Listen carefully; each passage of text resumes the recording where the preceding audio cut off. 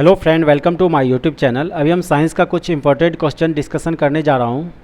First question पे चलते हैं। वह गैस जो रक्त में कार्बोक्सी हीमोग्लोबिन बनाता है जिससे दम घुटता है, तो कौन सा गैस है ये पूछ रहा है।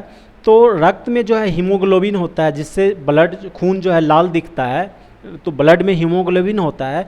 हीमोग्लोबिन जब कार्बन डाइऑक्साइड से रिएक्शन करता है तो कार्बोक्सी हीमोग्लोबिन बनता है और इससे जो है आदमी को दम घुटने से मृत्यु भी हो सकता है। सबसे ज़्यादा कार्बन डाइऑक्साइड किसी चीज़ के जलने से निकलता है, या फिर किसी को आप बहुत छोटे से कमरे में बहुत से आदमी को बंद कर दिया जाए तो वहाँ पे जो है सो कार्बन डाइऑक्साइड की मात्रा बहुत ज़्यादा हो जाता है, उससे दम घुटता है और इससे मृत्यु भी हो सकता है।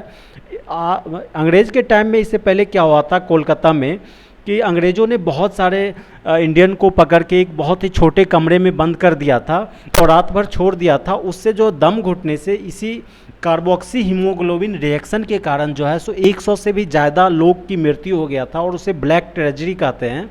तो यहाँ पे आंसर क्या हो जाएगा? Carbon dioxide. कार्बन डाइऑक्साइड से जो है सो आदमी को दम घुटने से मृत्यु भी हो जाता है।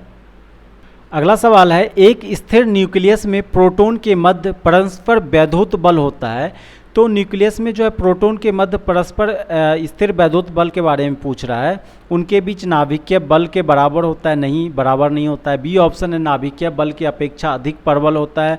तो स्थिर वैद्युत बल कम प्रबल होता है। तो सी ऑप्शन दिया है, नाभिकीय बल की अपेक्षा निर्बल होता है।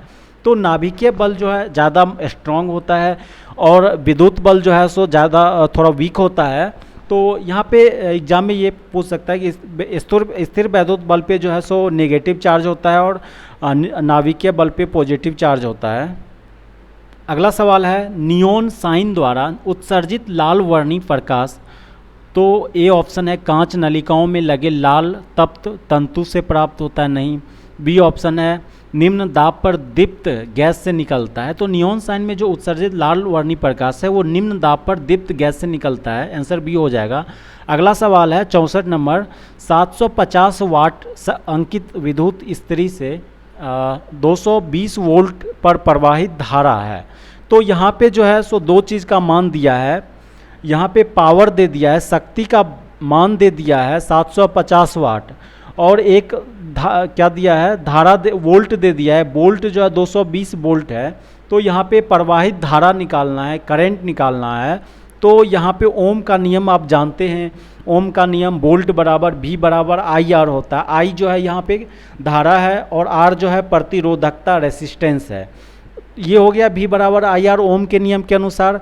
इसी तरह से पावर शक्ति क्या हो जाएगा, P बराबर VI। P बराबर VI याद रखिएगा, पावर जो होता है शक्ति वो P बराबर होता है VI। V जो है यहाँ पे वोल्ट है, वाट है, वोल्ट है, और I जो है यहाँ पे धारा है।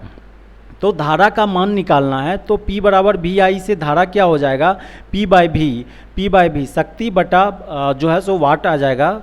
तो यहाँ पे पावर का मान दिया हुआ है 750 और यहाँ पे वोल्ट दिया है 220। तो 750 बटा 220 आप सॉल्व कीजिएगा तो कितना एम्पियर आ जाएगा। धारा का जो मात्रक होता है एम्पियर होता है, तो 3.41 एम्पियर आ जाएगा। 750 बटा 220 आप भाग दीजिएगा, 750 को 220 से भाग दीजिएगा तो आ जाएगा 3.41। अगला सवाल है, निश्चयात्मक कथन। यहाँ पे एक स्टेटमेंट कथन दिया है और एक कारण दिया है। आप उस दोनों को देखिए क्या कर रहा है। कथन है, ताप दीप्त लैंप में टंगस्टन तंतु होता है। सही है, टंगस्टन तंतु होता है। और कारण दिया हुआ है, टंगस्टन विद्युत का बहुत अच्छा चालक है। तो चालक तो है, यहाँ पे सही है कि टंगस्टन जो है विद्युत का अच्छा चालक है, लेकिन इसका कारण नहीं दिया है कि चालक के कारण नहीं देते हैं। टंगस्टन का यूज क्यों करते हैं? क्योंकि इसका जो है मेल्टिंग पॉइंट, गलनांक जो है बहुत ज़्यादा होता है। 3400 डिग्री सेल्सियस टेम्परेचर पे ये गलता है। अगर ये देता कि बहुत ही ज़्यादा इसका बॉइलिंग पॉइंट होता है तो मेल्टिंग पॉइंट होता है, गलनांक होता है, बहुत ही ज़्यादा टेम्परेचर पे होता है, इसलिए यूज किया जाता है, तब सही होता है। ए आंसर हो जाता। ए आंसर हो जाता। यहाँ पे कथन और कारण दोनों सत्य है और स्पष्टीकरण करता है। अगर दिया रहता कि इसका जो है सो मेल्टिंग पॉइंट ज़्यादा होता है इसलिए, लेकिन दिया नहीं है, बोल रहा है विद्युत का अच्छा चालक है, सिर्फ इसलिए यूज नहीं करते हैं, तो क्या हो जाएगा, कथन और कारण दोनों सत्य है, किंतु कारण का जो है सो स्टेटमेंट जो है सो असर्शन नहीं दे पा रहा है, सही से स्पष्टीकरण नहीं होता है, तो आंसर हो जाएगा बी ऑप्शन। अगला सवाल है 67